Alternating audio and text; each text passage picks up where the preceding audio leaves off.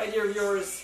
So YouTube and manual generally today we're cutting the windows for the doors of Sling TSI, and Evan's advice is just cut material bit by bit. So is the manual's advice. That's like entirely unhelpful. At least it was for us, because you get the door, that's a giant the window.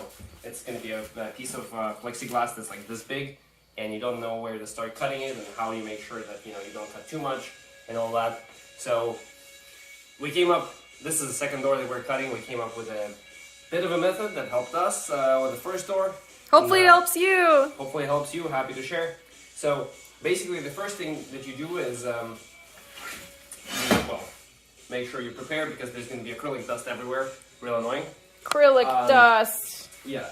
Second, you overlay the plexiglass onto the door and find the spot where their curvatures match the best. So like when they're flat and the one thing lies on the other and doesn't bubble. In our case, it actually didn't work all that well, because the second window that we received was cracked. So we had to move it such that we will cut the crack off. Baby, look at the camera. Instead of sort of the best fit, but right now it's pretty decent, I think. So the second thing that's really important, at least I think is pretty important, is these how to make sure that after you cut the window, it will look very different from before the cut. And so how do you make sure that it sits in the exact same spot as it's set before on the door, so that you're still sort of cutting it instead of just moving it around and cutting pieces where you're not supposed to.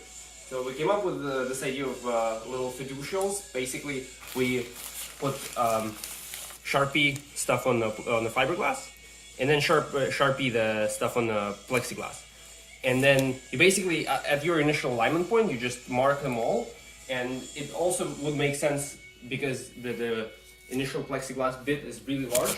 It may make sense to just mark them on fiberglass and then draw on top of that on the fiberglass. But make sure you draw lines long enough that after you cut, you won't cut them off. That I actually made a mistake on the other edge, so I had to redraw them.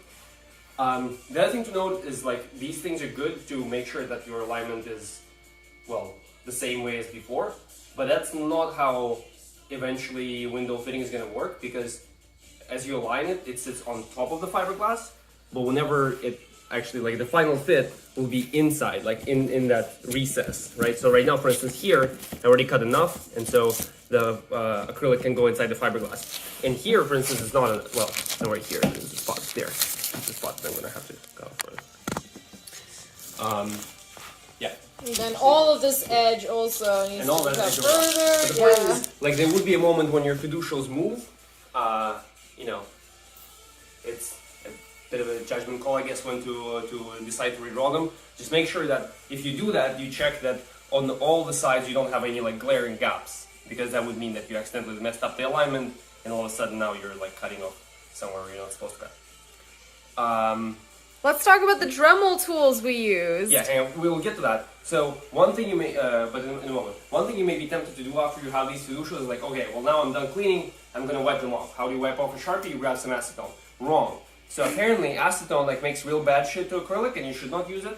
So if you do this, either use something that is relatively easy to wipe off from acrylic, or use the simple green aviation cleaner. Do we have any here? We must have it, but potentially in here. Aha! Yeah. So that stuff, it doesn't wipe a Sharpie off as well as acetone. So it's not like a single swipe. You're gonna have to rub it off a little bit, but eventually it comes off.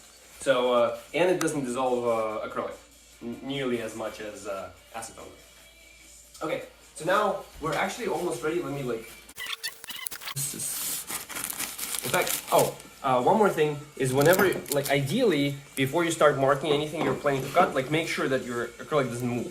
And so the way we do it is by putting clamps. Clamps don't always work well, because sometimes they would try to like put too much pressure and shove the acrylic inside. And that's not what you necessarily want, but yeah, basically, again, use a bit of judgment there. Yeah, we have like 8 clamps that we're using. As like we're planning to use 8 clamps for bonding. Right now, really, like 2, 3, 4 is sufficient. Hang on a second.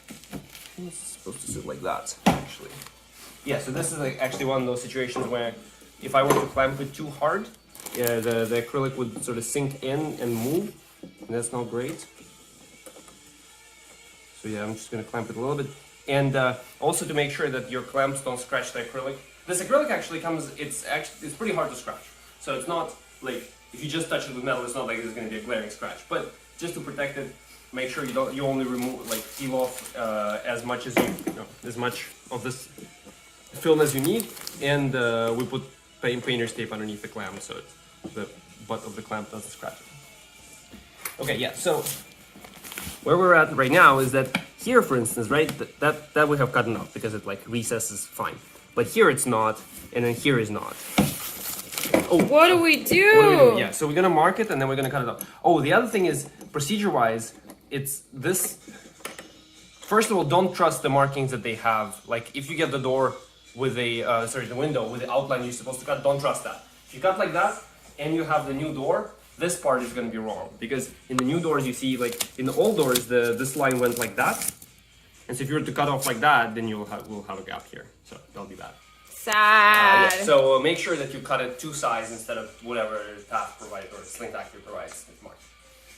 And also, this shape is much sort of simpler than the shape on the other side. So it's sort of just straight line. Whereas on the other side, you can see there is like this weird curve. Yeah. Oh no! Another weird curve. Basically, I think it's better to start with the point where this line fits perfectly, and then sort of slowly start going along that way. So then cut these corners, then go on, and then finally cut that edge. It's do this last. Yeah. So basically, do this first, do that last.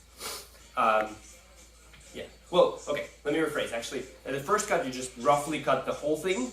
So mark it and try to err on the side of undercutting. And then you slowly start, like the final cuts are gonna start from this side, going that way. Yeah.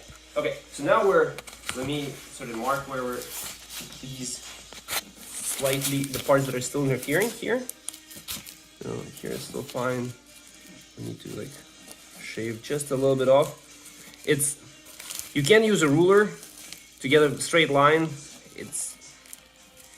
Honestly, it's still gonna be hard with the Dremel to get like perfectly straight line. I don't know, maybe your hands are better in not shakiness than mine, but for me it's pretty hard to get the line that's perfectly straight anyways. So whenever I did a rough cut, I did it with this thing that looks like that. This super cutting special. wheel. Importantly, it has these holes so it doesn't heat up too much, so it doesn't melt the acrylic. For final tuning, just use the sand bit. Okay. Burp. All right, and so we have 80 grit on there now, right? Yes, the sandpaper there is 80 grit. And then, okay, actually this one is fine. Should go here. So this one is the biggest. And then, yeah, all this area. Yeah, see, once you get closer, it's just easier to shade with the Sharpie what it is you want to cut. Yeah. And then from here to here, basically. Okay. So now I'm gonna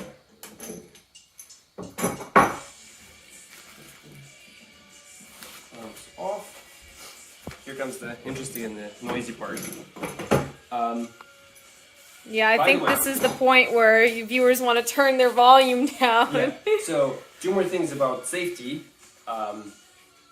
Once you start cutting this, the edges of acrylic are going to be very sharp. I already cut my finger and nearly got my finger the second time. So like, don't let your fingers slide across the edge. If you hold it, just hold it so that it doesn't slide. And the other one is, if you're using this cutting tool, you'll be tempted to sort of, when you're watching it follow the line, you'll be tempted to look right above it. And if you're not wearing safety goggles, guess where this thing is going to be throwing the shavings? Right in your eyes. So wear safety goggles. But this thing is not that important because it's going to be like in the plane of, well, rotation. Instead of you cutting like this, where, I mean, of course the shavings are going to fly out in the plane of rotation, but like instead of cutting like this, you'll be cutting like that. So the plane of rotation is going to be different. Perpendicular. Yeah. Okay, so I'm going to take this off. And we take the door off while we shave, importantly, so we don't shave the door. You don't really have to. Whenever you do big cuts, it is more convenient You don't really have to take it off all the time, in principle, for small things. You know, take the door off. Make sure you also put something underneath that you don't mess up your nice IKEA dining table that we're cutting on.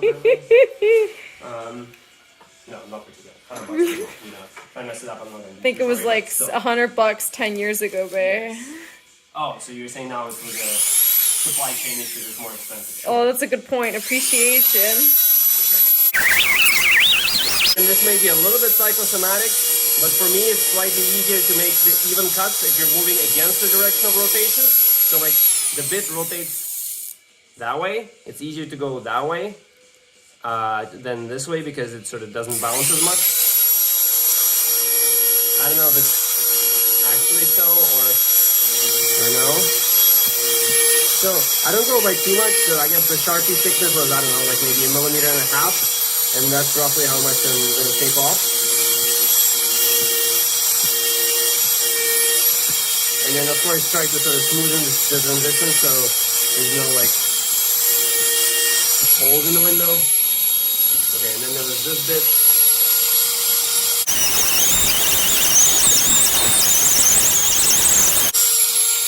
Ah, good Right. as new. Well, I don't know about that. But yeah, let's see how it gets down.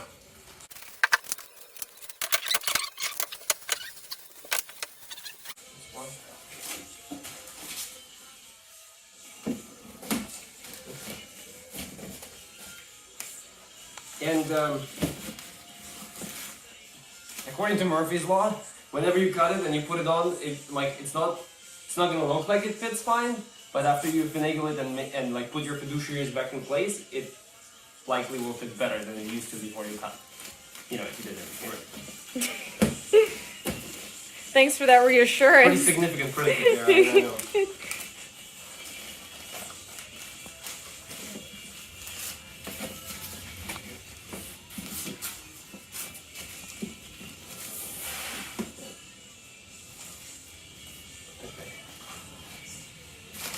Yeah, one other thing, guys, we were gonna take a time lapse of all of this, but our GoPro freaked out, did not take a time lapse. So, FYI, everybody who has a GoPro, check your SD cards, make sure they don't corrupt suddenly and unexpectedly. Ruin your beautiful time lapse. Okay, well, it looks like it's still not enough. Still doesn't fit in the recess. Yeah, it still doesn't fit in the recess. Uh-oh. But yeah, and before making a final judgment, better, you know, fit it And clamp it. Clamp it where it's supposed to sit. Yeah, this fiducia looks a bit off. Yeah. Oh, did the GoPro fix itself? But there you have it, folks. Now Yep. Peter's going to mark it again. Yep. And unclamp it again. And this takes time. The first door took us like probably 9 hours worth of work. I was hoping this one's gonna go faster. So far, it doesn't seem to be going that much faster. So yeah. Well. once we get to the Hopefully, stage, this video helps you guys go faster. yes, Or at enjoy, least. Yeah. Hopefully, this is helpful. Hopefully, your windows will fit perfectly first time. You got this, guys. Yeah, no, actually, no. Don't try to fit them from the first try. That's probably not gonna work. Okay, from the And third if try. they don't fit from the first try, don't get discouraged. They will fit eventually. That's right. They will fit. All right. We wish you patience in your quest, That's y'all. right. All right. Peace.